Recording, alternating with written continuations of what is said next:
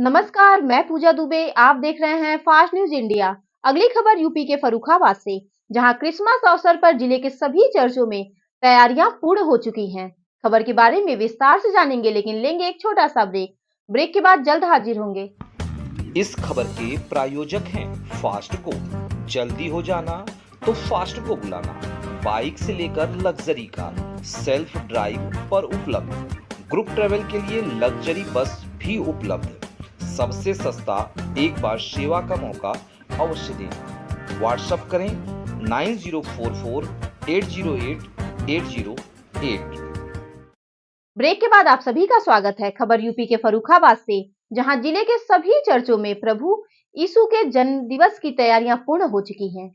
वहीं जिले के बड़पुर चर्च में रात्रि लगभग 11:35 बजे के बाद से प्रभु यीशु के जन्म दिवस से पूर्व प्रार्थना आरंभ होगी और रात्रि के 12 बजे के उपरांत उनके जन्मदिन के अवसर पर केक काटकर खुशियां मनाई जाएगी। वहीं 25 दिसंबर को सुबह के लगभग 9 बजे से प्रार्थना आरंभ होगी। देखिए फर्रुखाबाद से डिस्ट्रिक्ट इंचार्ज मितेश कुमार सिन्हा की रिपोर्ट।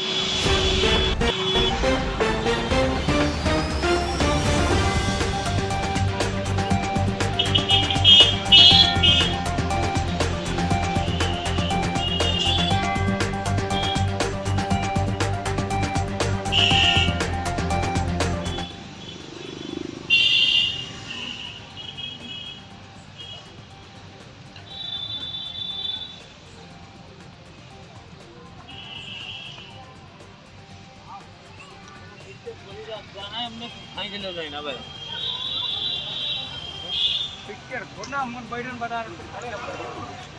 बैठे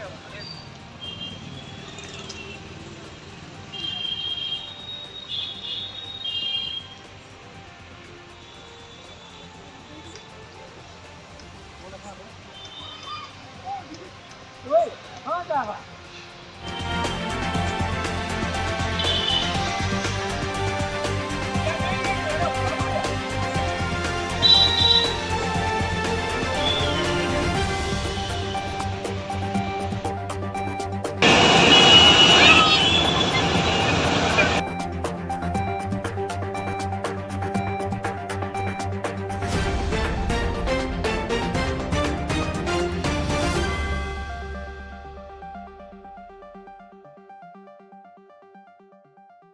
आइए हम आपको ले चल रहे हैं उत्तर प्रदेश राज्य अंतर्गत फर्रुखाबाद जनपद में, जहां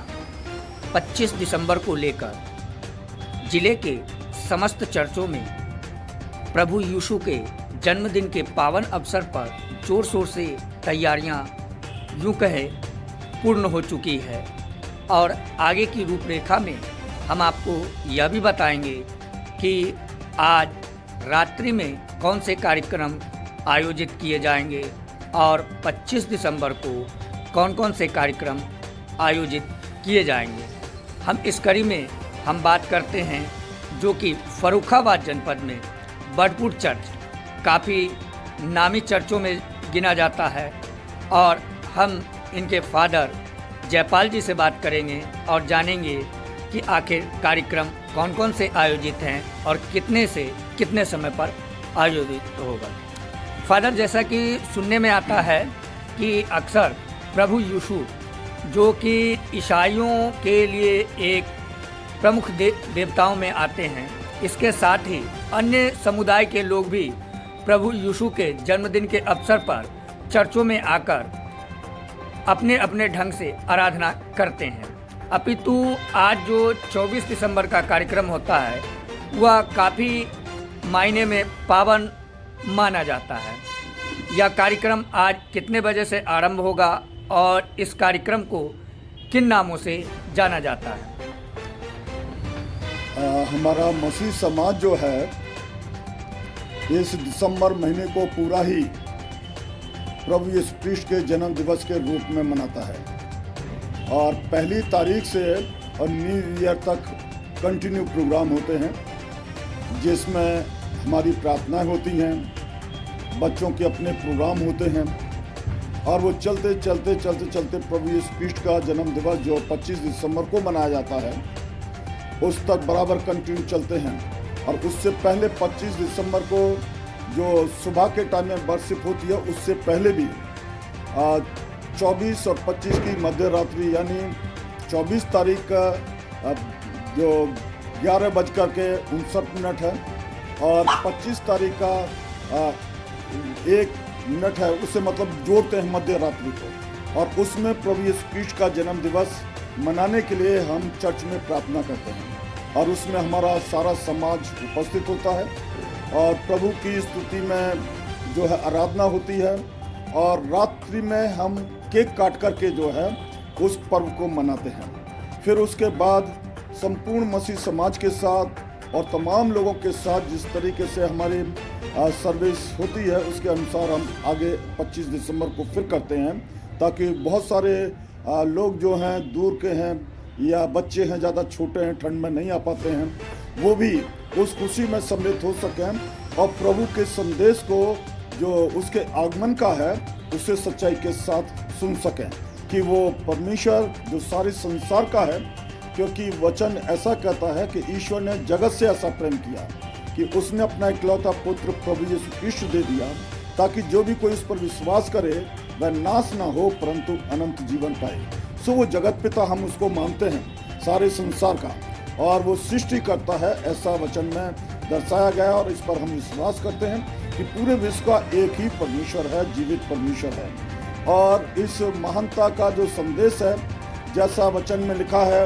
वैसा ही हम उन झांकियों के माध्यम से या जो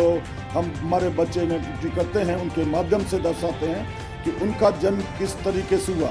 और वचन जिस तरीके से कहता है उसका सच्चा प्रचार करते हैं ताकि जो भी कोई उस पर अपने आप उसकी आत्मा उस सरस्वतीमान के साथ जुड़ करके उस पर विश्वास करना चाहती है वो भी विश्वास करे, अपने स्थान पर जहाँ भी है वो रहे और उसके विश्वास से वो आशीष पाए और उसके धन्य नाम में अपने जीवनों में अपने परिवारों में आशीष प्राप्त करके वो आगे बढ़ती चली जाए, क्योंकि हमारे प्राणों का रक्षक मददगार हमें जीवन देने वाला परमेश्वर वही है। पैदा होने से मृत्यु तक वो हमें संभालता है और उसके बाद उसके विश्वास और सत्यता में चलने के कारण हमें स्वर्ग के में भी प्रवेश करने का वो अधिकार देता है कि हम स्वर्ग में प्रवेश करेंगे और वो हमें फिर से प्रोत्साहित करेगा और उसमें हम एक ऐसे इंसान बन जाएंगे जो इस संसार की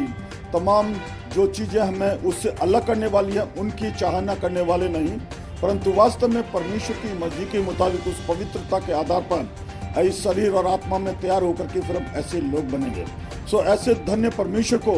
हम अपने जीवन में प्रथम स्थान देते हैं और उसके पैदा होने से और उसके पूरे जीवन काल की घटनाओं को अपने जीवन में प्राथमिकता देते हैं, उससे शिक्षा लेते हैं, उसके अनुसार सत्य पर चलने के लिए अपने आप को आगे बढ़ाते हैं और ये आनंद और खुशी और सामर्थ और सारी बातें हमें अच्छी लगती हैं तो हम यही संदेश देते हैं कि अगर और लोग भी उसको अपने जीवन में ऐसा समझना चाहते हैं तो स्वयं समझें, स्वयं जानें और उस सर्वशक्तिमान क्योंकि वो तो जगत पिता है और वो सब लोग उसका आनंद और खुशियाँ उठाएं। इस संसार की हर खुशी को जो हम पृथ्वी पर पाते हैं उससे हम प्राप्त कर सकें। सो हमारा हृदय मसीह समाज का उसके जन्म दिवस से ही जो है शुरू होता है और लास्ट तक, क्योंकि प्रभु यीशु क्रिस्ट का जो पूरा जीवन है वो पैदा होने से और मृत्यु और उसके जी उठने और स्वर्ग पर जाने के भेद से ही प्रकट होता है। जन्म तो बहुत सारे लोग लेते हैं, बहुत धर्मी लोग हुए हैं और होते चले जाएंगे, लेकिन जो घटना प्रभु यीशु क्रिस्ट के जीवन की है पैदा होने से और लास्ट तक की, वो किसी मनुष्य की ना तो ऐसी हुई और ना होगी। उस पवित्रता में और उस सामर्थ्य में उसका जो नाम है वो ना तो आज तक कोई हुआ और ना होगा, लेकिन उसमें जुड़ने वाले लोग उसके आशीष के भागीदार होते हैं और इस पृथ्वी पर भी वो आशीष प्राप्त करते हैं। वो अपनी बल और बुद्धि और ज्ञान सब कुछ देता है और उससे वो हमें आशीषित करता है। सो इसी विश्वास और आशा में जैसे हम अपने परिवारों में खुशियाँ मनाते हैं जन्म लेने के बाद बच्चे के, वैसे ही हम अपने प्रभु यीशु क्रिस्ट को भी अपने जीवन में और अपने परिवार में, अपने समाज में, अपने देश में, सारी बातों में आदरपूर्वक उसका सत्कार करते हैं, उसको अपने जीवन में जन्म समझ करके उसको देख करके केक काटते हैं और खुशियाँ मनाते हैं और इस खुशखबरी को हम एक दूसरे के साथ बांटते हैं, गले मिलते हैं और तमाम बहुत सारे कार्यक्रम करके उसको महिमा देते हैं। सो इस तरीके